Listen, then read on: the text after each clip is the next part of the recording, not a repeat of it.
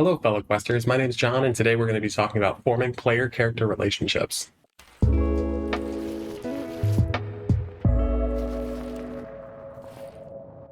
This is a pretty simple topic. Essentially, what we're trying to do is avoid what's commonly referred to as the Tavern Problem, where all of your player characters meet up in their first session and they don't know one another, and so they have to decide what those relationships are, figure out if the other player is hostile or not, essentially.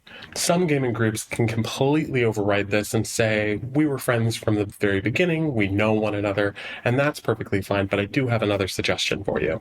The suggestion I have for you is to actually use the relationships rules from Fiasco Classic by Jason Morningstar. I'll show you how that's done right now.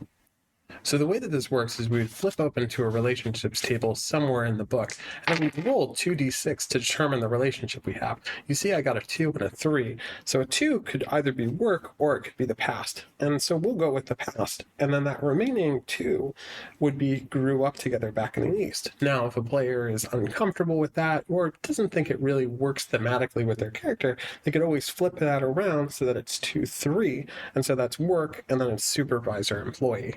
A feature of Fiasco is that it uses something called play sets in order to set themes of the setting that players are going to be interacting in.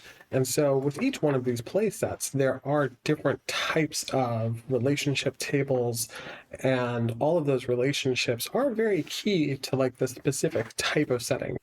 Something that you can do is navigate to fiascoplaysets.com, and there you can find a bunch of playsets that align thematically to what you're playing. For instance, if we go fantasy here, we'll find a lot of things that are listed under this specific fantasy genre.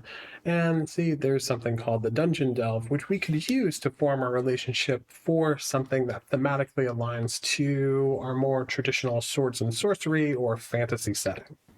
One thing I want to note is that you should definitely make your players feel comfortable about vetoing any relationships that they randomly roll for, especially if they cause friction or don't thematically align to what they envision their character to be. And that's it. Hopefully this is giving you some ideas for your gaming table. Thank you for listening. Please like and subscribe down below, and I'll catch you next time.